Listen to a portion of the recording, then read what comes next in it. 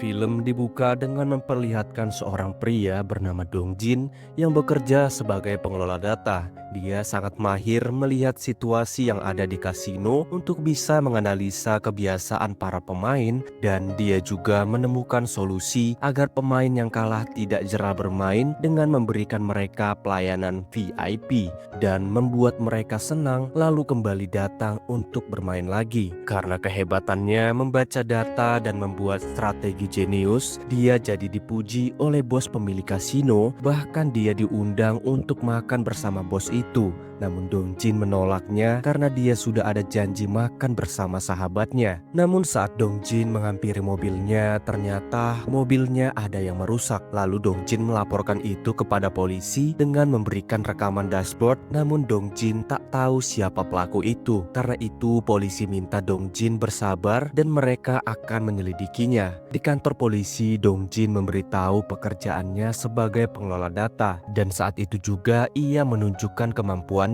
Dia berhasil mengetahui dua pria yang saat itu berkelahi adalah saudara hanya dengan melihat tanda di pakaian mereka yang ada bekas bulu anjing, dan karena itu polisi jadi memujinya.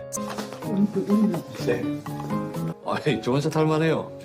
Saat Dong Jin sampai di restoran langganan dia dan sahabatnya, ternyata temannya yang bernama Jung Hyuk tak bisa datang karena dia seorang polisi dan sedang ada urusan mendadak. Setelah makan, Dong Jin pergi pulang naik kereta api. Saat duduk, ada pria mabuk yang sedang menyatakan perasaannya kepada seorang wanita yang tampak tak suka. Saat diperhatikan, ternyata Dong Jin kenal wanita itu. Dia bernama Mi Jung, wanita yang dulu satu sekolah dengannya. Dong Jin sangat tak percaya kalau mereka bisa bertemu lagi. Jadi mereka dulu bersekolah di SMA yang sama. Namun saat itu banyak kecelakaan yang terjadi di sekolah mereka, dan semua kecelakaan itu dituduhkan kepada Mi Jung. Karena setiap ada peristiwa buruk selalu ada Mi Jung di sekitarnya. Para siswa mulai menuduh Mi Jung sebagai penyihir. Namun Dong Jin berbeda, dia sangat tertarik kepada Mi Jung. Melihat Mi Jung yang selalu sendiri membuat Dong Jin sangat ingin berteman dengannya. Namun untuk menyapanya saja dia tak punya keberanian.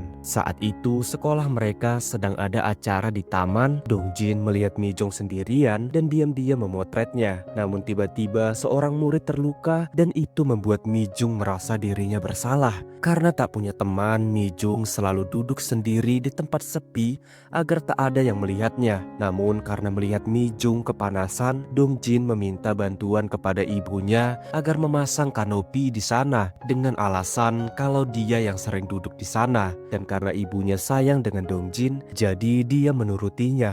Dan akhirnya Dong Jin senang melihat Mi Jung tak lagi kepanasan. Namun tak lama dari itu lagi-lagi ada siswa yang meninggal karena kecelakaan. Dan lagi-lagi Mi Jung disalahkan karena sebelum meninggal siswa itu bersama dengan Mi Jung, dan orang-orang mulai menaruh semua kesalahan kepada Mi Jung. Padahal Mi Jung tak melakukan apapun. Dan Dong Jin hanya bisa menatapi kesedihan Mi Jung tanpa berani menyapanya. Karena kejadian itu, kursi tempat Mi Jung menyendiri dicoret-coret dengan mengatakan dia adalah penyihir yang membuat masalah, dan minta agar dia pergi dan mengakhiri penderitaan para siswa.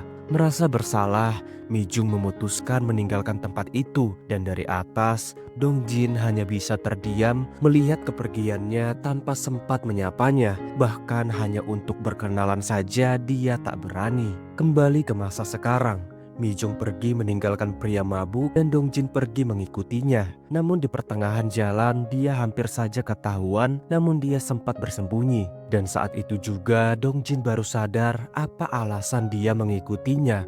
Padahal mungkin saja Mi Jung tak lagi mengenalinya. Hingga akhirnya dia kehilangan jejak Mi Jung.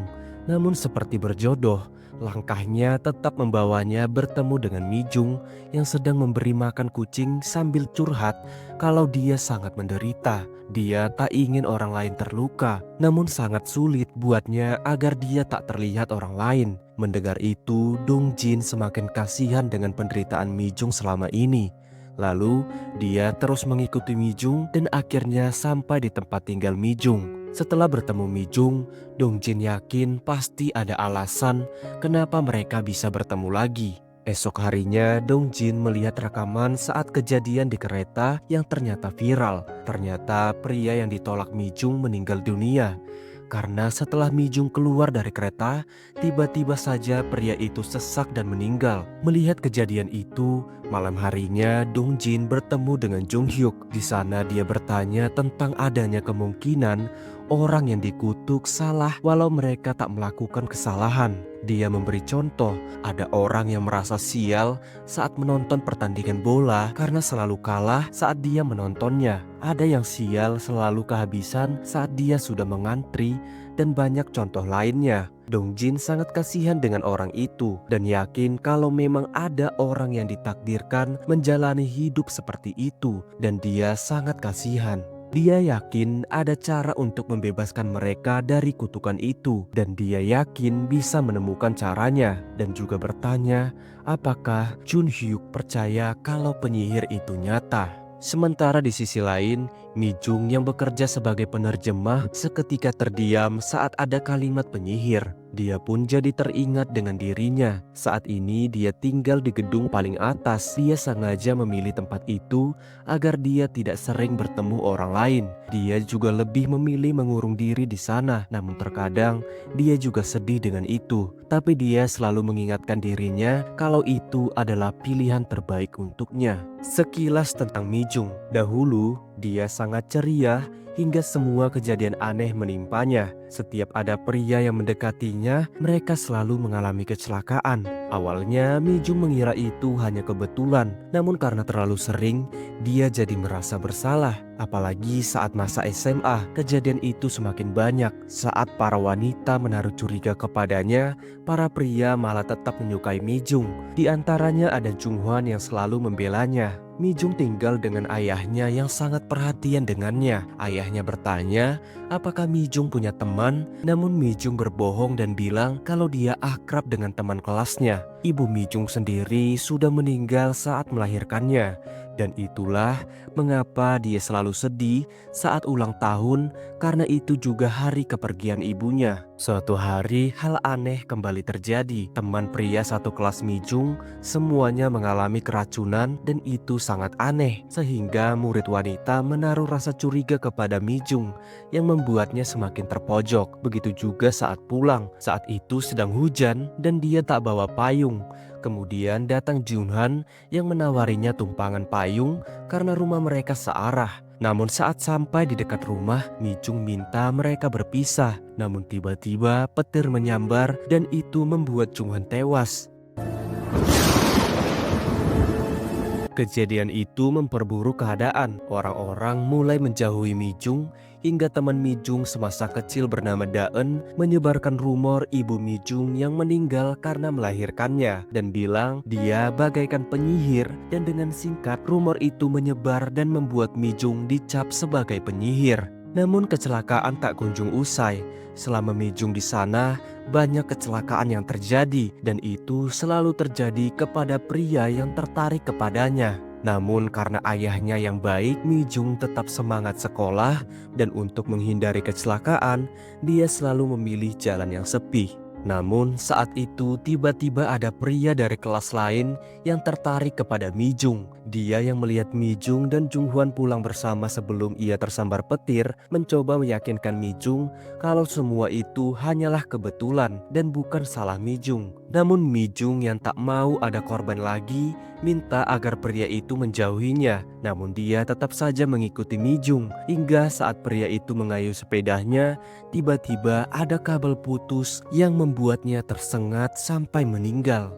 Bertambahnya korban meninggal membuat Mi Jung semakin bersalah, dan begitu juga dengan para murid. Mereka sudah semakin gila menyalahkan Mi Jung. Mereka menyoret kursi tempat Mi Jung duduk dengan berbagai hinaan. Melihat semua kekacauan itu dan orang-orang juga tampak tak menginginkannya ada di sana, dengan berat hati Mi Jung memutuskan meninggalkan sekolah itu. Melihat itu, ayah Mi Jung yang begitu sayang kepadanya dibuat khawatir karena Mi Jung tiba-tiba tak sekolah dan tak mau bicara. Dia juga meninggalkan tasnya di sekolah. Ayahnya pergi ke sekolah untuk mencari tahu. Lalu dia melihat Daen dan minta penjelasan. Setelah mendengar apa yang terjadi, ayah Mi Jung sangat tak percaya. Putrinya dituduh atas semuanya dan juga dituduh sebagai penyihir. Dia pun pergi mengambil tas Mi Jung dan dengan sedih dia melihat barang-barang putrinya itu. Namun saat dia akan pulang, dia melihat Dong Jin yang sedang menghapus semua tulisan yang menghina Mi Jung. Ayah Mi Jung sedikit membahas murid yang dituduh sebagai penyihir. Dan dengan yakin Dong Jin bilang kalau itu rumor bodoh dan tak perlu mempercayainya. Melihat ada orang seperti Dong Jin, dia sedikit senang. Apalagi Dong Jin bilang kalau dia akan mencari cara untuk membuktikan kalau rumor itu tidak benar, tanpa Dong Jin sadari kalau pria itu adalah ayah Mi Jun.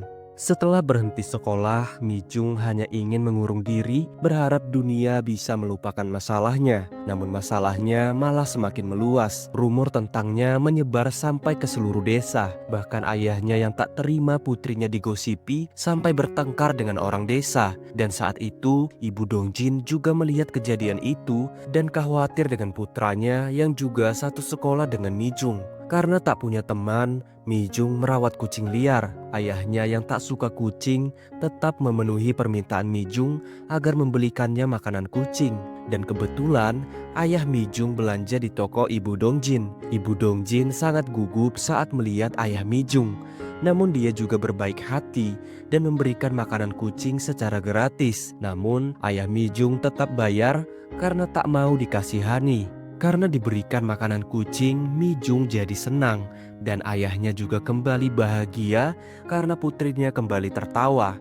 Hingga tibalah hari di mana para siswa tamat sekolah. Saat itu, Dong Jin ingin memberikan Mi Jung bunga, namun saat sampai di rumah Mi Jung, ternyata sudah ada Daen yang juga membawa bunga juga album SMA.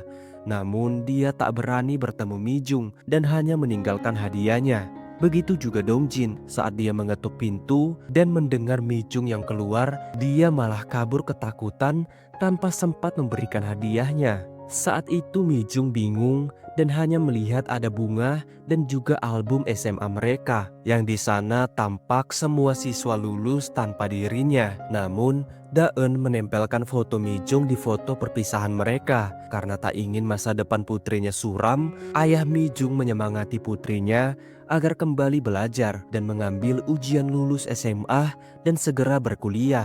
Dia juga berjanji agar mereka pindah ke Seoul dan menjual semua hartanya agar dia bisa mendukung putrinya. Karena ketulusan ayahnya membuat Mi Jung semangat belajar lagi. Dia juga pergi membantu ayahnya berkebun karena tak ada yang membantu ayahnya setelah dia bertengkar membela Mi Jung dengan para warga desa. Ayahnya sangat senang bekerja sama dengan putrinya. Namun kesialan kembali datang. Tiba-tiba ada ular muncul dan menggigit Mi Jung. Melihat putrinya sekarat, ayah Mi Jung menghisap racun itu dan membuat Mi Jung selamat. Namun saat sadar melihat ayahnya sekarat, Mi Jung sangat sedih dan meminta tolong. Namun ayahnya minta agar Mi Jung segera pergi dan juga minta maaf karena lama mengetahui penderitaan putrinya.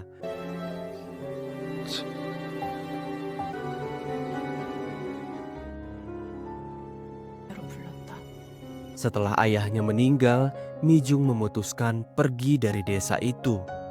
Singkatnya, dimulailah kehidupan kampus, di mana dosen bernama Jung Sik bertanya alasan mengapa Dong Jin ambil jurusan statistik.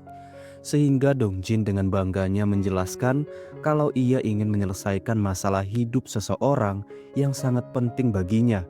Dosennya jadi tertawa karena rasa-rasanya setiap manusia punya masalah hidup. Contohnya mahasiswa di belakang yang enggak lain adalah Jong Hyuk. Ya, saat itu Jong Hyuk yang suka menyendiri mengingatkan Dong Jin tentang Mi Jung, dan karena enggak mau menyesal seperti dulu, Dong Jin pun memberanikan diri mendekatinya meskipun si Jong Hyuk tak menggubrisnya. Alhasil Dong Jin pun menjalani hari-hari kuliahnya dengan mendekati Jong Hyuk sekaligus kerja. Membuat Jong Hyuk mulai luluh, bahkan minta bantuan Dong Jin agar juga bisa bekerja sambil kuliah. Nah, liburan akhir tahun Dong Jin pun pulang kampung, langsung memeluk ibu tercinta. dan cerita tentang Jong Hyuk sahabat barunya di Seoul. Meminta ibunya nggak terlalu sibuk karena ia sudah dapat beasiswa. Bahkan kehidupan sehari-harinya pun sudah aman berkat gaji kerja sambilan. Nah, salah satu tujuan ia pulang kampung adalah menemui Mi Jung. Dia ingin menunjukkan penelitiannya bahwa Mi Jung bukanlah penyihir, tapi terlambat. Karena beberapa bulan lalu, warga mengusir Mi Jung dari desa. Kabar itu membuat Dong Jin sedih, padahal ia sudah mati-matian meneliti semuanya. Tapi ia tetap saja tak mampu menyelamatkan Mi Jung seperti janjinya kepada ayah Mi Jung dulu. Dan itulah kali pertama ia menangis karena cinta. 그건 말하지 못한 짝사랑이었다. Nah, sekembalinya ia ke kampus, Jung Sik malah mencoret hasil penelitian Dong Jin yang sudah salah sejak awal. 쉽게 말해서 넌 이미 마녀가 아니라 Ya, Dong Jin sudah mengambil kesimpulan bahwa Mi Jung bukanlah penyihir. Jadi, metode penelitian apapun yang dilakukannya pada akhirnya nggak akan ketemu, di mana Jung Sik memberikan sejumlah verifikasi pertanyaan yang harus Dong Jin cocokkan. Alhasil, Dong Jin pun memeriksa kembali semua kasus kecelakaan untuk menjawab verifikasi pertanyaan tersebut, mulai dari cuaca sampai tingkat kecelakaan. Dan satu-satunya faktor umum dalam kecelakaan itu adalah Mi Jung, atau dengan kata lain, Mi Jung memang penyihir yang menjadi penyebab kecelakaan tersebut, membuat Dong Jin patah semangat. Sengaja duduk di terpa hujan demi menyembunyikan tangisannya. Beruntung Jong Hyuk selalu setia mendengarkan curhatannya.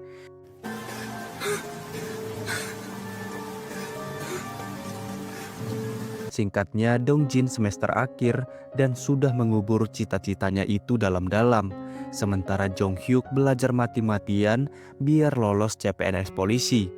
Nah, Jung Sik merekomendasikan Dong Jin kepada Jung Ho sebagai mahasiswa berbakat yang Jung Ho cari selama ini. Sehingga terbentuklah Science Solution, tempat Dong Jin bekerja sekarang sebagai ahli statistik. Tapi meskipun sudah sukses, selalu saja ada cobaan hidup yang menerpanya, di mana ibunya tiba-tiba mengabari terkait kanker yang dideritanya. Alhasil, sambil kerja, Dong Jin sibuk merawat ibunya yang menjalani kemoterapi. Janji akan mengabulkan apapun permintaan jika sang ibu sembuh nanti, membuat sang ibu yang sangat pucat dapat tersenyum dan meminta Dong Jin untuk menjual rumah dan semua asetnya di desa karena ia nggak mau membebani Dong Jin yang sangat ia banggakan. Besoknya Dong Jin pun kembali menemui kepala desa terkait aset yang pengen dijual ibunya. Sehingga taulah Dong Jin kalau ibunya tuh ternyata membeli rumah dan kebun Mi Jung. Jadinya ia yang ke rumah sakit langsung menanyakannya, membuat sang ibu seketika sedih. 그 아이를 쫓아낸 게 바로 엄마야. Karena seperti sebelumnya, ia yang tak tahu masalah itu tak ambil pusing. Sampai suatu ketika ia menemukan foto Mi Jung di laci putranya. Jelas saja ia ketakutan karena tak mau putra semata wayangnya celaka seperti yang lainnya. Sehingga ia yang hadir di rapat desa setuju mengusir Mi Jung, bahkan memimpin mereka ke rumah Mi Jung. Tapi belum sempat mengutarakannya, Mi Jung yang ngerti, apalagi ayahnya sudah tiada, memutuskan pindah ke Seoul malam itu juga, membuat ibu Dong Jin merasa sangat bersalah, sehingga ia mengantar Mi Jung ke stasiun, bahkan bersedia membeli semua aset Mi Jung dengan harga mahal. Dan sekarang sang ibu meminta Dong Jin untuk melanjutkan penelitiannya itu, karena sebelumnya ia menemukan penelitian Dong Jin yang berserakan di rumah itu. Merapikan dan menyimpannya, berharap suatu hari Dong Jin dapat memberikan penelitian itu kepada Mi Jung sebagai bentuk permintaan maafnya. Ya, itulah malam terakhir Dong Jin bersama sang ibu. Dan saat mencari foto pemakaman, ia baru sadar kalau meskipun ia hobi fotografi, tapi ia nggak pernah memotret ibunya sendiri. Di mana ia pun membawa ibunya ke peristirahatan terakhir, sosok yang selalu berjuang nggak kenal lelah hingga ia sukses seperti sekarang, berjanji akan mengabulkan permintaan terakhir sang ibu. 엄마의 간절한 바람처럼 당신이 마녀가 아니라는 걸 증명할 테니까. Nah, setelah kerjaannya selesai, Mi Jung ngobrol dengan sahabatnya dipanggil Eon Sil yang memperkerjakannya sebagai penerjemah online. Berterima kasih, Yoon Sil sangat perhatian kepadanya. Hanya saja Mi Jung punya impian pengen liburan ke suatu tempat. Membuat Yoon Sil senang baru kali ini mendengar Mi Jung punya keinginan. Ya, sebagai manusia yang mengisolasi diri, Mi Jung tentu pingin ke suatu tempat di mana nggak ada orang yang celaka karenanya. Selalu berusaha menganggap dirinya baik-baik saja di depan boneka sawah yang dibuatnya mirip sang ayah. Besoknya Yoon Sil kesal kepada atasannya si gondrong sok sibuk yang karena ulahnya proyek terjemahannya lambat ditangani, padahal Mi Jung sudah begadang mengerjakannya. Sementara Dong Jin memutuskan resign dari Sun Solution, membuat Jung Ho panik bagaimana dengan proyeknya. Utamanya proyek kasino itu menawarkan gaji bahkan saham lebih besar biar Dong Jin bertahan. Tapi 진짜 공부 아는 거 알잖아요. 그냥 안식년이라고 생각해줘. ya, Dong Jin meyakinkan kalau Jung Ho mampu menanganinya, berjanji akan tetap kembali jika urusan impiannya itu selesai. Membuat Jung Ho nggak bisa menahan karena ia juga tahu apa yang ingin Dong Jin kerjakan. Setelahnya Dong Jin pun menyewa apartemen tepat di depan kosan Mi Jung. Sayangnya lantai paling atas sudah disewa orang, sehingga mereka pun berusaha membujuk pemiliknya, si pemuda yang kerja di swalayan yang tak jauh dari sana. Awalnya ia menolak, tapi bukan Dong Jin namanya jika menyerah mendekati seseorang, mengikutinya sepanjang waktu, bahkan memberi makanan untuknya. Alhasil ia pun menyerah, apalagi Dong Jin menawarinya uang. 월세 세 달치하고 이사 비용 정도면 어떨까요? Dengan begitu Dong Jin pun menempati kamar paling atas yang tepat melihat Mi Jung dari sana. Malamnya polisi berhasil menemukan pelaku yang menghancurkan kaca mobil Dong Jin. Dong Jin menjelaskan kalau pelaku bernama Lee Jong Ho adalah pemilik pabrik kecil yang membuat cangkir kertas. Tapi usahanya mulai goyang, di mana yang bersangkutan mengajukan pinjaman bank, tapi karena banknya konsultasi dengan Sun Solution dan Dong Jin lah yang memberi arahan, maka pinjaman itu ditolak, membuat usaha Jong Ho bangkrut. Makanya yang bersangkutan dendam kepada Dong Jin. Tapi bukannya marah, Dong Jin justru merasa bersalah, meminta polisi tidak melanjutkan gugatannya. Namun sesampainya di parkiran apartemen, Jong Ho tiba-tiba menyerangnya. Si pemuda berusaha melerai, bahkan ingin menghubungi polisi. Tapi Dong Jin melarangnya, karena memang dirinya lah yang salah. 왜 앞에 안 돼? 도대체 왜 내가 당해하냐고 이 새끼야. Alhasil Dong Jin pun mentraktirnya makan sambil minta maaf. Karena keputusannya Jong Ho berujung bangkrut, tapi ia juga nggak bisa apa-apa karena hanya menjalankan pekerjaannya. Untungnya Jong Ho ngerti meskipun sedih karena ia hampir bunuh diri karena masalah itu. Dan kalau dipikir-pikir berkat Dong Jin ia nggak jadi bunuh diri. Ya, namanya kehidupan, setiap manusia hanya bisa menjalankan perannya masing-masing dan berusaha bangkit dari masalah yang ada. Di lain sisi, Jung Hyuk disibukkan dengan kasus pembobolan kosan, di mana pemilik bernama Yuna selamat, karena dari luar kota. Dugaannya si pelaku adalah orang yang ditolak Yuna. Dan karena itu, Jong Hyuk memberikan aplikasi SOS yang dapat Yuna manfaatkan jika dalam bahaya, berjanji akan segera datang di waktu yang tepat. Dan biar aman, Jong Hyuk mengantar Yuna ke rumah orang tuanya. Malamnya, Dong Jin mengajak Jong Hyuk makan bersama, pengen cerita tentang apa yang dilakukannya sekarang. Namun, ya Yuna dalam bahaya sehingga Jong Hyuk pun bergegas. Tapi terlambat, Yuna dilarikan ke rumah sakit, membuat orang tua Yuna marah kepada Jong Hyuk yang gak becus melaksanakan tugas. Tapi mau diapa, semuanya sudah terjadi, di mana Jong Hyuk hanya bisa minta maaf, berharap Yuna baik-baik saja. Besoknya Dong Jin pun menemui Tuan Jong So yang pastinya sangat senang. Berkat saran dari Dong Jin, keuntungan kasinonya berkembang pesat. Tapi tujuan Dongjin adalah meminta bantuan Jongso untuk mempekerjakan Jongho.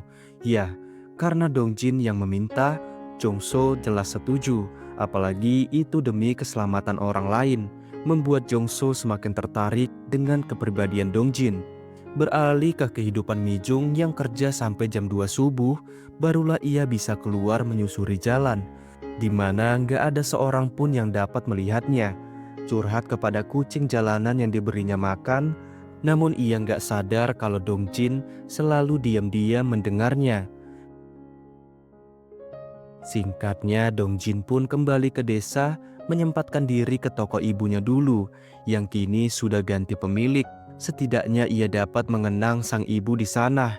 Setelahnya ia menemui teman SMA bernama Hein, yang kini menjalankan bisnis toko bunga. Namun tujuan Dongjin bukanlah reuni, tapi mengumpulkan data langsung dari teman-temannya yang menjadi korban Mijung.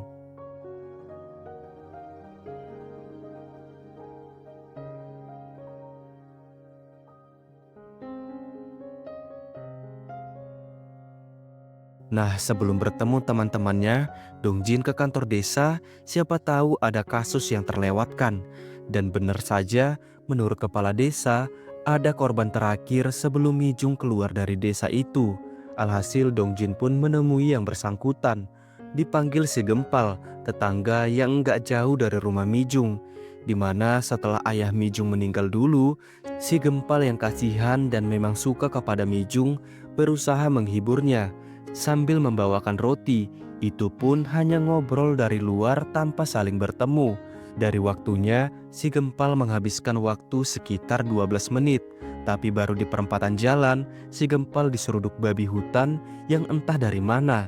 Padahal tak mungkin ada babi yang tersesat masuk ke desa itu. Untungnya dia masih selamat.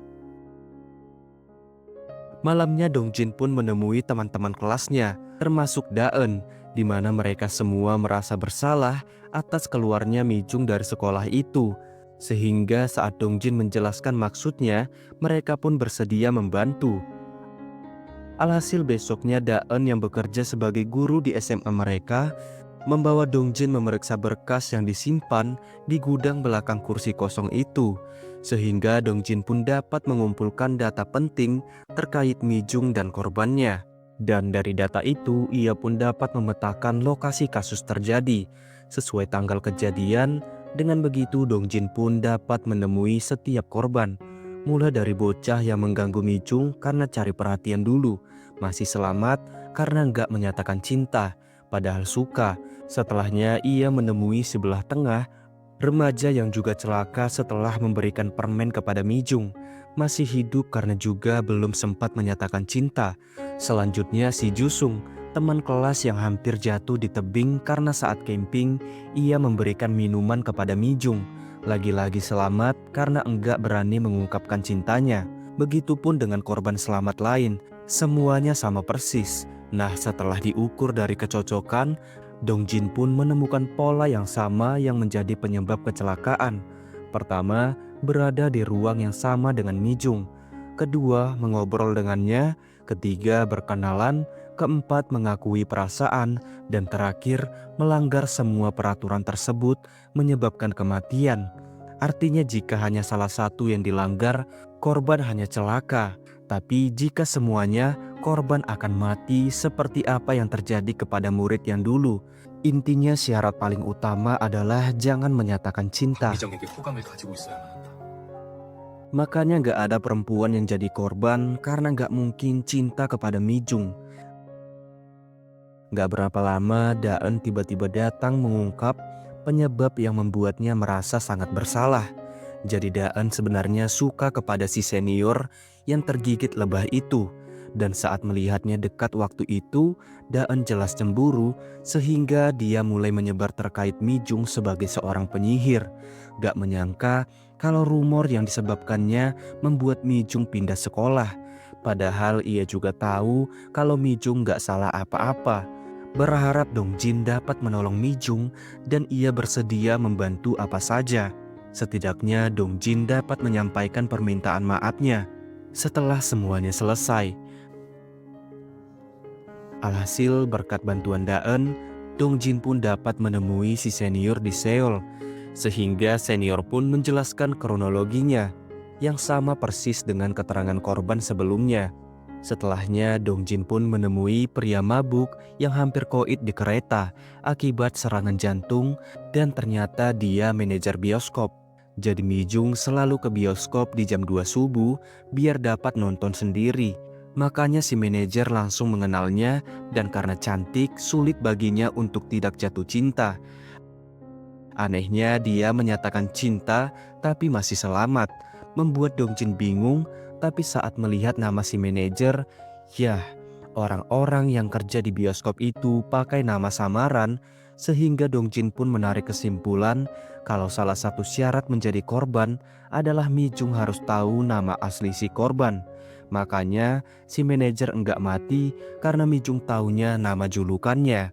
Nah, karena semua parameter sudah terkumpul, Dongjin pun mengukur jarak dari kamarnya ke teras Mi-jung yang hanya 8 meter dan jarak maksimal berbahaya yang telah disimpulkannya dari semua korban adalah 10 meter. Artinya Dongjin bisa celaka saat itu juga karena ia memenuhi semua persyaratan berbahaya kecuali menyatakan cinta. Sialnya, Mi-jung sadar bunyi aneh di luar membuat Dongjin panik, segera menarik meterannya. Untung ia masih dapat bersembunyi. Nah, karena Mi-jung keluar di teras, Dongjin pun ingin membuktikan hipotesanya, mencoba menatapnya, lalu ya semua hipotesanya benar. Tapi itu belum cukup karena ia nggak tahu apa yang terjadi kepada Mi-jung setelah pindah ke Seoul. Nah, seperti biasa pagi-pagi si Mi-jung selalu merawat sayurannya. Namun tiba-tiba yang punya kosan datang, bukan untuk menaikkan uang sewa, tapi pengen memperkenalkan Mi-jung dengan keluarganya. Kali aja jodoh, membuat Mi-jung bingung mau nolak gimana. Beruntungnya Yeonsil datang. Yah, yang punya kos adalah mantan istri dari Om Si Yeonsil. Makanya Mi-jung bisa ngekos di sana dengan sewa murah. Apalagi ibu kosnya sangat baik hati. Beralih ke Yuna yang meskipun selamat tapi masih koma, membuat Jong Hyuk merasa sangat bersalah, lagi-lagi meminta maaf kepada Ibu Yuna. Untungnya Ibu Yuna nggak masalah lagi dengan itu, karena yang ditakutkannya sekarang adalah si pelaku yang masih berkeliaran. Berharap Jong Hyuk akan menangkapnya. Karena itu Jong Hyuk buru-buru ke kantor meminta rekannya untuk segera melacak si pelaku. Di lain sisi, si Gondrong akan resign membuat Yeonsil protes. Bukannya si Gondrong pengen pensiun di sana, tapi rupanya cita-cita si Gondrong kerja hanya untuk membiayai anaknya bimbel biar lulus di Hanguk. Toh di kampus negeri biayanya jauh lebih murah, jadi ia bisa pulang kampung, bertani tanpa khawatir biaya yang besar. Dan yang terpenting si Gondrong menyampaikan kalau tadi itu ada pria yang mencari Yeonsil. Jelas saja Yeonsil bingung siapa pria yang mencarinya, mengira orang yang cari jodoh, namun rupanya itu Dongjin yang langsung tanya tentang Mi-jung. Membuat Yeonsil curiga ada tujuan apa pria yang gak jelas ini mencari tahu sahabatnya. Alhasil Dongjin pun memperkenalkan dirinya sekaligus menunjukkan data yang telah dikumpulkannya, menjelaskan kalau tujuannya untuk membantu Mi-jung keluar dari hidup sengsara. Jadi ia meminta Yeonsil membantunya karena ia belum punya data terkait kehidupan Mi-jung di Seoul. Jelas saja Yeonsil senang, cerita kalau saat kuliah dulu ia adalah ketua himpunan yang sosialisasi ke tiap kelas, mencari kader, dan disitulah ia melihat Mi-jung pertama kali, sosok wanita misterius yang selalu menyendiri. Nah, salah satu tujuan Mi-jung kuliah di sana adalah menemui si senior. Tapi di hari pertama si senior malah gandengan mesra dengan pacarnya, membuat Mi-jung kecewa. Enggak berapa lama teman jurusannya tiba-tiba mengajak Mi-jung kenalan. Namanya mahasiswa baru, tentu tujuan pertamanya cari pasangan cantik, tiap hari mengejarnya. Bahkan saat Mi-jung menghindar, lalu untung dia belum sempat menyatakan cinta, sehingga dia selamat dan Yeonsil tahu itu karena pria tadi gabung di himpunannya. Sementara senior pusing akibat pacarnya terus protes setelah tahu kalau dulu si senior pernah dekat dengan Mi-jung. Jadinya si senior membocorkan terkait Mi Jung sebagai penyihir. Membuat Mi Jung yang ada di sana bertambah kecewa. Karena si senior, rumor tentang penyihir itu pun akhirnya beredar. Apalagi rumornya tuh ada dosen yang suka kepada Mi Jung. Nah, suatu hari dosen yang dimaksud mengadakan ujian, di mana Mi Jung yang sudah selesai malah ditahannya. Karena si dosen sudah beristri ini sudah nggak tahan menyatakan cintanya, tapi pastinya Mi Jung langsung pergi sambil menghubungi ambulans. Jangan sampai dosen itu beneran celaka dan Mi Jung nggak mau itu terjadi. Tapi kan ambulans nggak mungkin datang karena belum ada yang terjadi. Mengira Mi Jung cuman iseng. Di luar, Yeon Sil malah mengajak Mi Jung berkenalan. Tapi ia yang sadar dengan si dosen cabul itu melarang Mi Jung berbalik. Dan jelas saja Mi Jung bertambah panik karena ia nggak boleh di sana sekarang, tapi terlambat. Ya, si dosen terjatuh dan meninggal membuat Yeon Sil syok berat. Segera memeluk Mi Jung, berkata kalau itu bukan salah Mi Jung. Ya, untuk pertama kalinya Mi Jung menemukan sahabat seperti itu. Sehingga ia pun mengajak Yeon Sil ke tempat tinggalnya yang lokasinya tuh di kompleks bermasalah yang gak ada penghuninya. Cerita tentang dirinya termasuk orang tuanya yang sudah meninggal. Hanya saja Mi Jung gak mau Yeon Sil kasihan kepadanya. Bahkan melarang Yeon Sil dekat-dekat dengannya. Gak mau jika Yeon Sil dijauhi yang lain karenanya. Membuat Yeon Sil berusaha mengerti. Memberi nomor ponselnya, kali aja Mi Jung butuh bantuannya suatu hari nanti.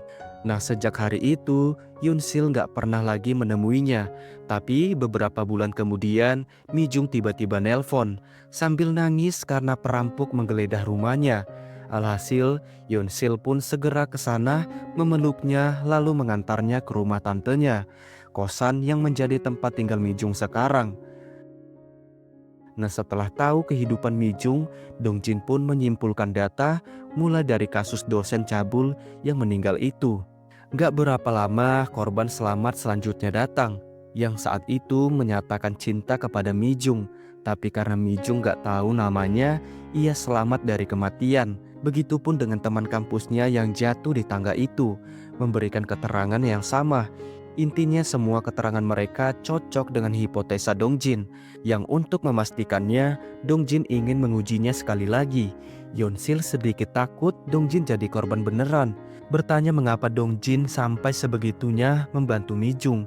Dan Dong Jin menjawab kalau ia ingin melihat Mi Jung yang bahagia seperti saat pertama kali ia melihatnya, bukan yang sekarang. 이정 씨를 생각하면 마음이 아파요. Alhasil setelah tahu warung mana tempat Mi Jung selalu belanja, Dong Jin pun melamar di sana sebagai kurir, membuat yang punya toko bingung melihat CV Dong Jin yang luar biasa. Tapi karena mereka mikirnya Dong Jin lagi susah, mereka pun menerimanya dan dengan begitu Dong Jin dapat mengantar pesanan Mi Jung demi menguji hipotesanya. Jadi sebelum bertemu Mi Jung, Dong Jin mempersiapkan semuanya, termasuk helm anti pecah, kalau dirinya celaka. Makanya sekarang ia sangat percaya diri mengajak Mi Jung mengobrol, bahkan memeriksa list barang terlebih dahulu, padahal itu nggak penting. Setidaknya ia bisa menguji berapa lama ia bersama Mi Jung. Dan benar saja, ia menjauhi radius 10 meter dari Mi Jung. Dalam waktu kurang dari 10 menit, nggak ada yang terjadi kepadanya. Alhasil ia pun mengetesnya berkali-kali, bahkan mencoba memberanikan diri melewati batas 10 menit itu. Lalu, ya hipotesanya, target batas waktu itu benar. Untung ia pakai helm anti pecah sehingga yang terluka hanyalah kakinya. Singkatnya setelah sembuh, ia lagi-lagi mengantar pesanan Mi Jung. Pengen memastikan hipotesanya kemarin apakah benar sebelum 10 menit ia nggak kenapa-kenapa. Sialnya Mi Jung pengen membayar pakai kartu sedangkan Dong Jin nggak membawa mesinnya. Sehingga Mi Jung kembali ke kamarnya mengambil uang dan itu butuh waktu yang lama. Jadinya saat Mi Jung memberi uangnya, ia pun buru-buru turun. Dan untungnya ia bisa menjauh 10 meter sebelum waktunya habis. Dan saat keluar, ya ia menganggap hipotesanya benar. Tapi sadar dengan papan toko yang bergoyang di atas, ia pun gak bisa menghindar. Beruntung ia selamat, tapi itu membuatnya bingung. Ia tidak melanggar dua aturan itu, tapi mengapa ia tetap celaka? Curiga kalau ada variabel lain. Dan setelah menganalisa apa yang dilakukannya kemarin, ia pun yakin kalau variabelnya adalah berapa kali ia mengobrol dengan Mijung. Di saat yang sama, Mijung yang memesan barang sangat kecewa karena yang ngantar adalah kurir lain. Nyadar kalau kurir sebelumnya mulai mengisi hari-harinya yang kesepian. Singkatnya, Dongjin yang sembuh masuk kerja lagi, menunggu pesanan dari Mijung. Padahal yang punya toko menyuruhnya libur karena lagi sepi. Jadinya Dongjin pun memberi saran kalau untuk makanan segar baiknya ditaruh di rak yang sejajar dengan mata pembeli, bukan di rak paling bawah. Karena setelah diperhatikan, pelanggan utama mereka adalah Gen Z yang gak suka ribet. Yang punya toko sih bingung mengapa Dongjin tahu itu. Sehingga Dongjin pun jujur bahwa sebelumnya ia adalah konsultan supermarket di depan. Dan jelas saja yang punya toko bingung. Harusnya ia mempekerjakan Dongjin sebagai konsultan, tapi ia hanya bisa membayar sebagai kurir. Namun Dongjin tak masalah, menjelaskan kembali trik-trik agar toko mereka ramai. Mulai dari melayani Gen Z yang gak suka sikap ramah berlebihan seperti apa yang terjadi kemarin. 다음에 남편이랑 같이 와. 어? 단골 고객들의 사생활을 기억해주고 언급해주시기보다는 Gak berapa lama, Mijung pun memesan sehingga Dongjin segera mengantarnya, membuat Mijung lega. Akhirnya dapat bertemu dengan kurir baik hati ini, di mana seperti biasa Dongjin memeriksa list pesanan sambil menghitung berapa kali mereka mengobrol. Nah, setelah 9 kali ngobrol, Dongjin pun pamit pulang. Namun 손 다치셨어요? mereka jadi 10 kali ngobrol. Dongjin pun beralasan kalau dia terluka saat olahraga. Melihat Mijung yang tersenyum, Dongjin gak peduli dengan keselamatannya. Tapi meskipun begitu, dia tetap waspada, menghindari apapun bentuk ancamannya, mulai dari papan toko sampai area sekitar. Dan semuanya aman. Tapi saat menancap motornya, yah, hipotesanya terbukti benar. Ngobrol 10 kali dengan Mijung juga akan membuatnya celaka. Nah, Yeonsil yang tahu nyawa Dongjin hampir saja melayang langsung protes, mengancam gak mau temanan lagi dengan Dongjin jika masih mencoba hipotesanya itu. 주부는 원래 연락을 하지 못하는 이렇게 말장난해 짜증나. Meski dia dilarang, namun Dongjin gak peduli. Toh ia sudah melangkah sejauh itu.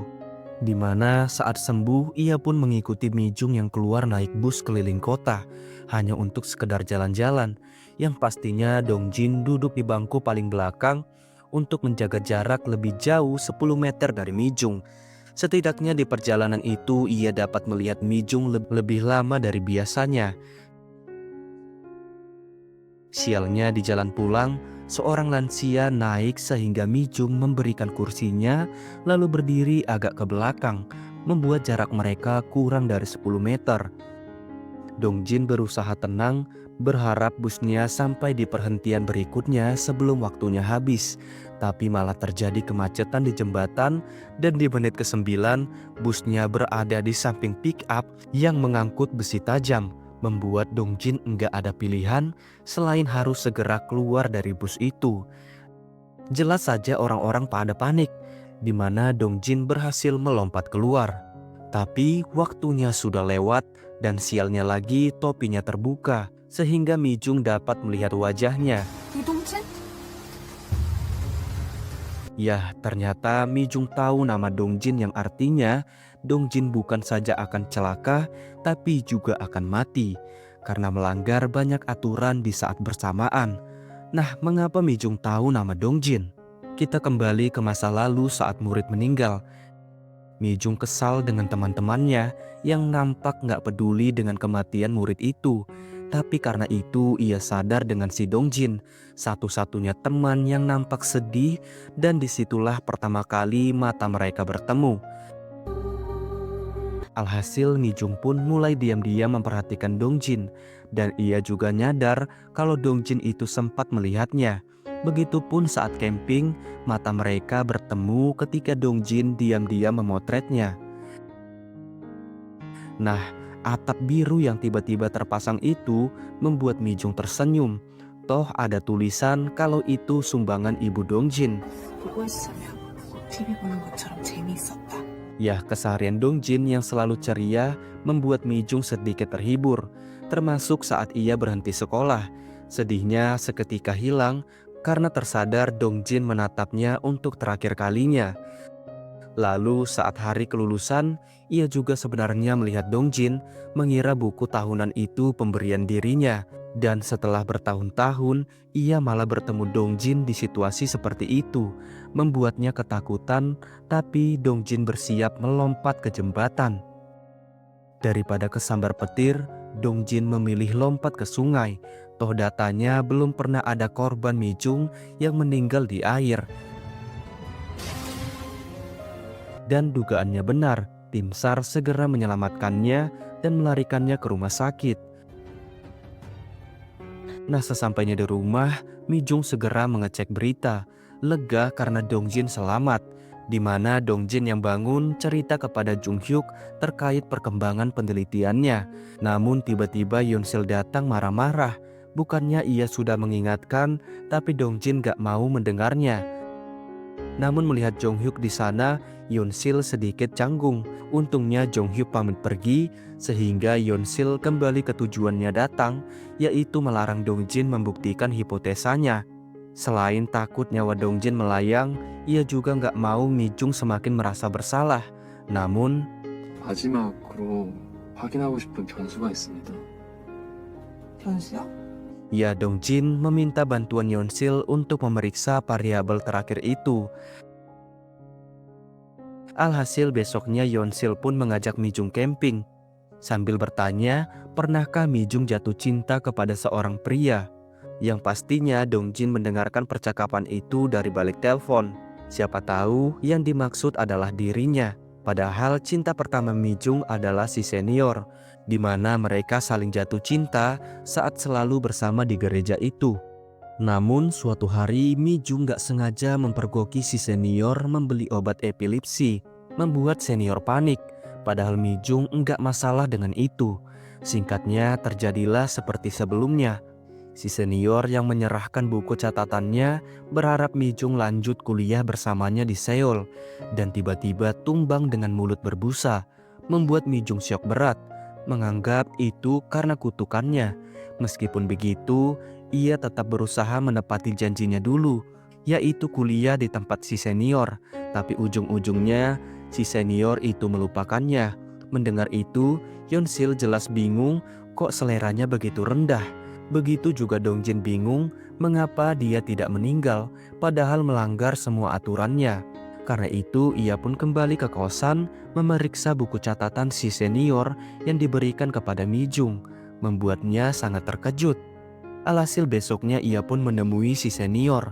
겨울엔 말벌이 동면한다고 하더라고요. Dongjin baru nyadar bahwa tawon hibernasi di musim dingin.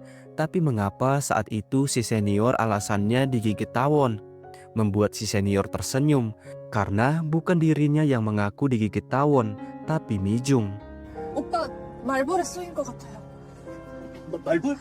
Karena saat itu epilepsinya kumat dan Mijung yang gak mau orang tahu terpaksa menyalahkan tawon. Tapi jelas saja Dongjin marah mengapa dia tidak mengkonfirmasinya, bahkan menyebarkan rumor itu saat di kampus dulu. Dongjin pun curiga kalau dia gak pernah jatuh cinta kepada Mijung. Namun dia ngaku kalau dulu dia benar-benar cinta, berbeda dengan sekarang karena ia sudah punya kekasih lain. Nah, sepulangnya dari sana, Dongjin termenung sepanjang hari.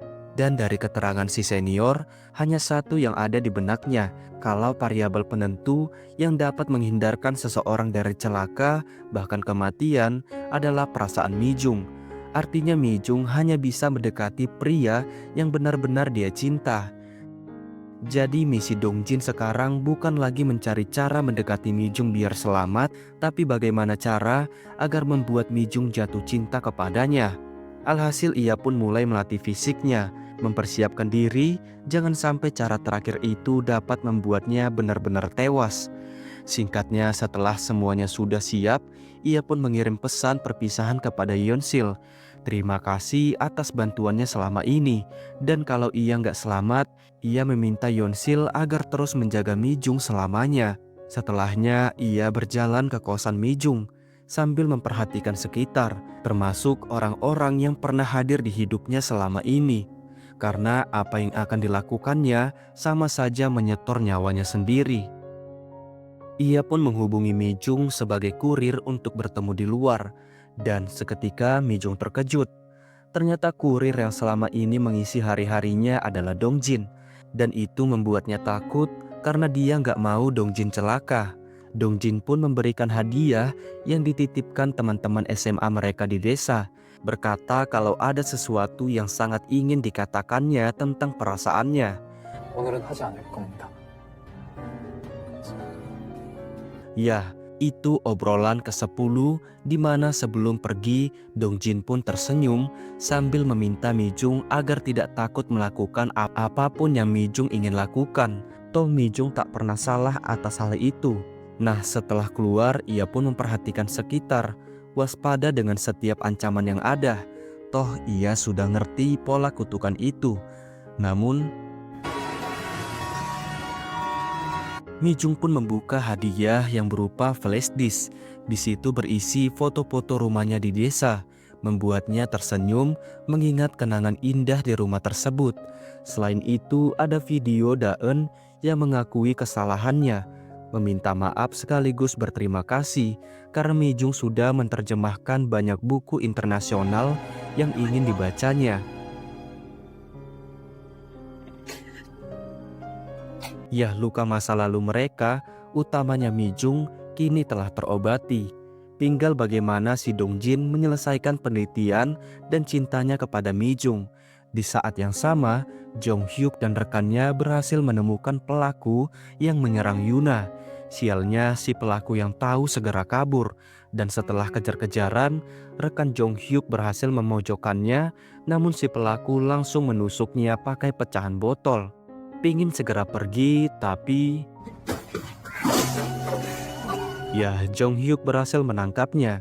Tapi karena si pelaku enggak merasa bersalah, Jong-hyuk menghajarnya berkali-kali hingga mampus. Alhasil Jong-hyuk pun kena skorsing. Meskipun begitu, orang tua Yuna berterima kasih. Berkat Jong-hyuk, ia kini enggak lagi khawatir kepada putrinya. Nah, 2 minggu setelah hari itu, Yeonsil tiba-tiba menemui Jong-hyuk, menjelaskan tentang Dongjin yang hilang kabar, membuat Jong-hyuk teringat kalau setelah menangkap si penjahat, ia memang menerima pesan dari Dongjin. Tapi saat ditelepon, Dongjin gak mengangkatnya sama seperti sekarang. Karena itu, Jong-hyuk pun mulai mencari kebenaran Dongjin dengan menemui orang-orang yang berhubungan dengan Dongjin, di mana Jung-ho menjelaskan terkait Dongjin yang ingin meneliti sesuatu, tapi Jung-ho nggak tahu siapa subjek yang jadi bahan penelitiannya. Nah, dari alamat yang diberikan Jung-ho, sampailah Jung-hyuk di kosan Dongjin, membuat sales kosan ketakutan jangan sampai Dongjin bunuh diri di dalam. Tapi saat dibuka, nggak ada siapapun di sana, bahkan barang-barangnya sudah kosong kecuali komputer dan buku. Setelahnya, Jong-hyuk menemui si penjaga minimarket untuk mencari tahu alasan mengapa Dongjin pengen ngekos di lantai paling atas. Begitupun si pemilik toko, mengapa Dongjin hanya jadi kurir di hari tertentu. Jong-hyuk juga menemui pemilik kasino yang juga bingung karena sudah lama enggak mendengar kabar dari Dongjin. 살리는 죄짓는 친구가 스스로 잘못 본다는 일은 없을 테니까. Hanya saja ia pengen berterima kasih berkat Dongjin ia kini dapat sopir pribadi kepercayaan. Ya, dia adalah orang yang menyerang mobil Dongjin dan dibantu oleh Dongjin sebelumnya. Nah, karena masih bingung dengan petunjuk yang ada, Jong-hyuk balik ke kosan Dongjin, memeriksa komputernya untuk mencari alasan mengapa Dongjin memilihnya untuk memecahkan teka-teki itu. Namun ia enggak menemukan keanehan di komputer itu. Untungnya ia sadar dengan buku di sana. Ya, sebelumnya Dongjin menandai nama Mi-jung di buku-buku itu, seolah-olah memberi Jong-hyuk petunjuk kalau semuanya berhubungan dengan gadis bernama Mi-jung. Tiba-tiba terdengar dering ponsel membuat Jung Hyuk tersadar kalau Dong Jin sengaja meninggalkan ponselnya yang di-charge di bawah meja. 이동재 씨 때문에 그 김주희가 뭔가 그 인상도 더럽고 성격도 그저거랑 경찰신고까지 찾아갔다고요. Yah, itu si Yeon Sil yang ngomel-ngomel gak jelas. Tapi tahu kalau yang ngangkat telepon adalah si Jong Hyuk, ia jelas malu. Alhasil Jong Hyuk menemuinya, menunjukkan buku yang diterjemahkan oleh Mi Jung dan ditandai si Dong Jin. Sehingga Yeon Sil pun jujur tentang penelitian itu, termasuk alasan mengapa Dong Jin ngekos di lantai paling atas agar dapat melihat Mi Jung dari sana. Seketika Jong Hyuk tersadar kalau kaca jendela itu adalah kaca satu arah yang gak terlihat dari luar, yang artinya ada sesuatu yang tersembunyi di kaca tersebut. Dan benar saja, saat lampu dipadamkan, Yeon Sil ketakutan. Dipikir mau dilecehkan, padahal Jong Hyuk cuman pengen lihat tulisan yang ada di kaca itu. Seketika Jong Hyuk tersadar dengan nama blog yang dibuat Dong Jin. Segera membukanya dan benar saja ada beberapa catatan terkait penelitian Dong Jin selama ini. Termasuk catatan harian ketika Dong Jin berkali-kali membuktikan hipotesanya. 미친 새끼. 대체 몇 번을 시도한 거야? Ya dari catatan itu, mereka bisa tahu perjuangan cinta Dong Jin selama ini. Sehingga Jong Hyuk pun menyuruh rekannya untuk memeriksa mayat-mayat yang ditemukan. Siapa tahu Dong Jin adalah salah satunya. Nah gak berapa lama, karena bosan menunggu kabar dari rekannya, si Yeon Sil malah ketiduran. Namun di jam 2.30 alarm ponsel Dong Jin berbunyi, membuat Jong Hyuk tersadar kalau itu waktunya Mi Jung keluar dari rumah. Ia pun mengikutinya hingga ke tempat Mi Jung memberi makan para kucing, di mana Jong Hyuk memperkenalkan dirinya sebagai polisi, mengajak Mi Jung mengobrol karena ia ingin membuktikan hipotesa Dong Jin, mulai dari jarak 10 meter bersama 10 menit hingga ngobrol 10 kali. Hanya saja Mi Jung bingung mengapa kucing hamil yang biasanya takut orang lain itu mendekati Jong Hyuk. Sehingga Jong Hyuk menjelaskan kalau kucing hamil justru cenderung mendekati orang terlebih dahulu karena nalurinya yang butuh perlindungan manusia dan bertahan hidup. Yah, ini sama seperti kehidupan Mi Jung yang sebenarnya butuh seseorang, tapi kutukan itu membuatnya harus menghindari orang lain.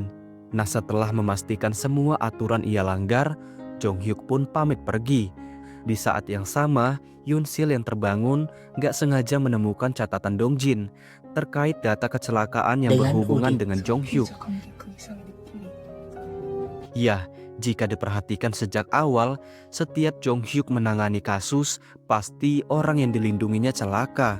Atau dengan kata lain, Jong Hyuk sama seperti Mi Jung, sama-sama punya kutukan penyihir. Makanya Dong Jin mendekati Jong Hyuk sejak awal dan diam-diam melakukan penelitian itu. Beralih ke Jong Hyuk yang ingin membuktikan hipotesa Dong Jin.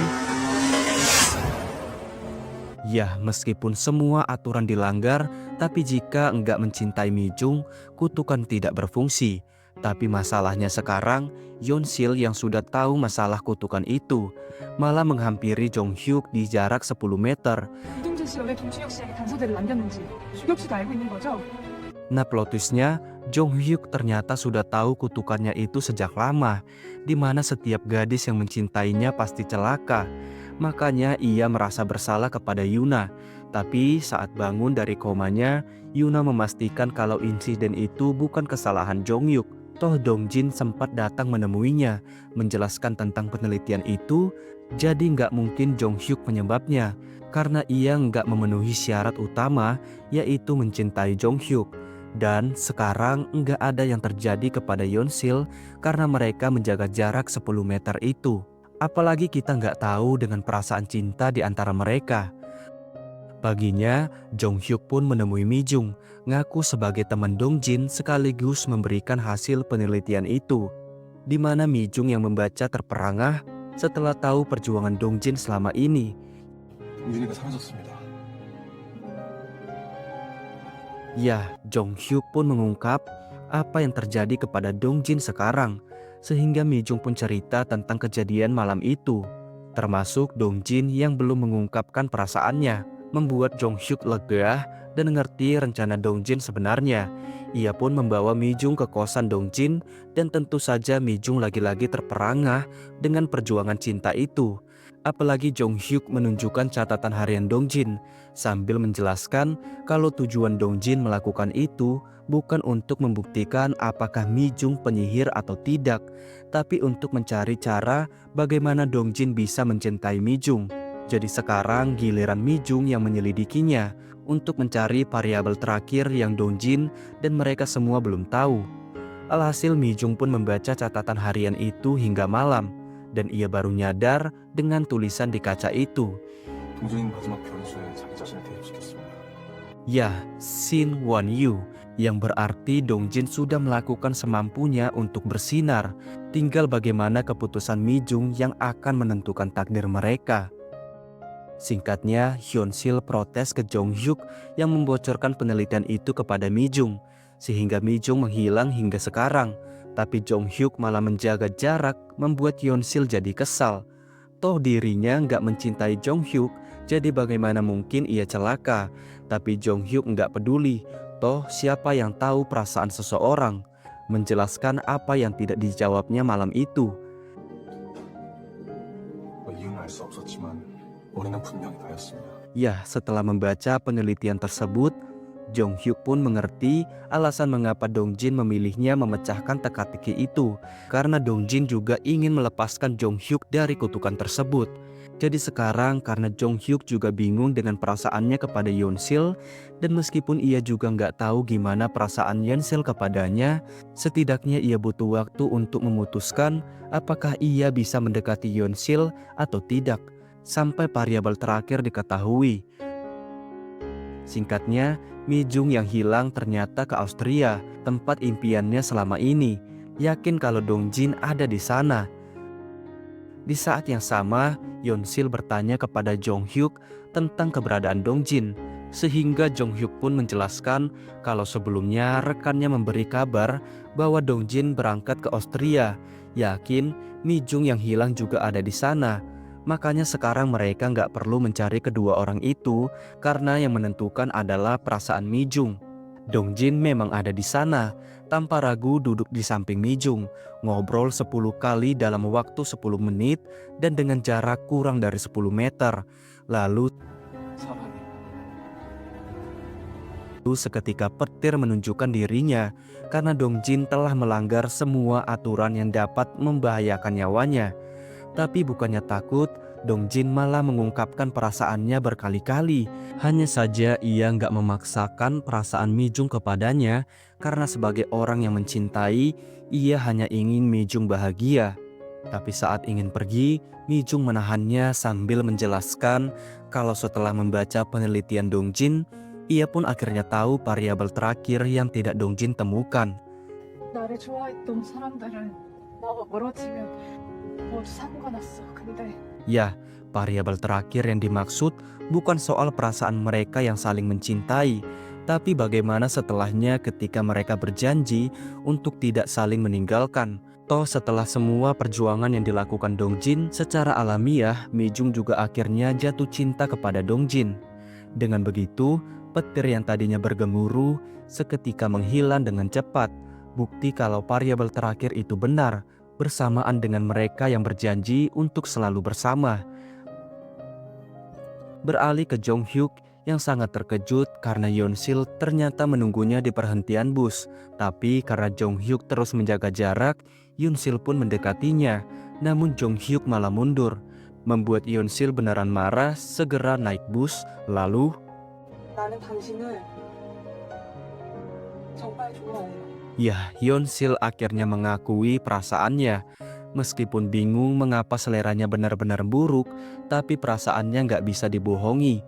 Namun Jong Hyuk yang menerima pesan dari Dong Jin tentang variabel terakhir itu jelas sangat panik. Segera berlari sambil meminta Yeon Sil untuk turun dari bus. Alhasil, Yeon Sil yang melihat bagaimana perjuangan Jong Hyuk segera menghentikan busnya, lalu berlari ke pelukan si Jong Hyuk.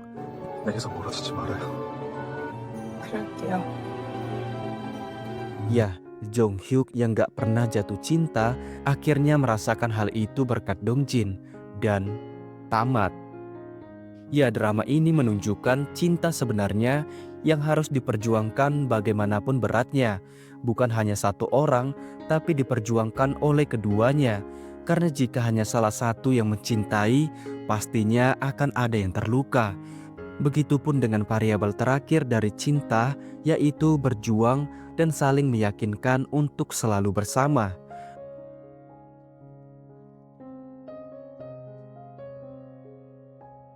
Oke guys, makasih udah nonton. Jangan lupa like and subscribe. Sampai jumpa di film selanjutnya. Sekian, terima kasih.